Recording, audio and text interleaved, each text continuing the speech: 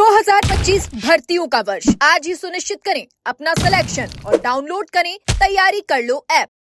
53,749 पदों पर आयोजित हुई चतुर्थ श्रेणी कर्मचारी भर्ती में आपत्तियां दर्ज होने के बाद कर्मचारी चयन बोर्ड को राहत मिली है।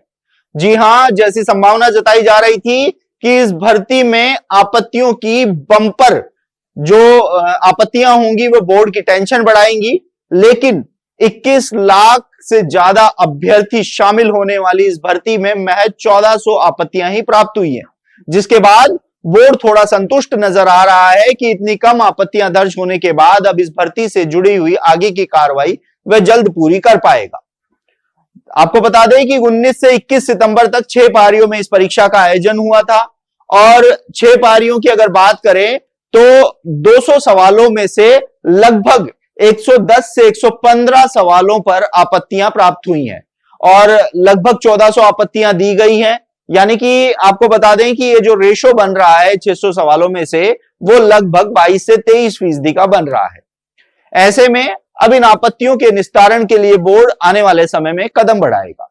हालांकि बोर्ड ने साफ कर दिया था कि यदि भर्ती में कम आपत्तियां मिलेंगी तो वह जो परिणाम है वह जनवरी के दूसरे सप्ताह में निकालने की जो तैयारी है वह करेंगे, क्योंकि चतुर्थ श्रेणी कर्मचारी भर्ती का परिणाम जल्द से जल्द निकालने की मांग की जा रही है। सोशल मीडिया पर अभ्यर्थी दिसंबर में ही इस भर्ती का परिणाम जारी करने की मांग कर रहे हैं, लेकिन बोर्ड ने साफ कर दिया है कि जनवरी के दूसरे या तीसरे सप्ताह में इस भर्ती का परिणाम जारी हो सकता है। ऐसे में कर्मचारी चयन बोर्ड की सबसे बड़ी भर्ती परीक्षाओं में शुमार ये भर्ती में जब आपत्तियां दर्ज हुई हैं तो बोर्ड को कहीं ना कहीं राहत है।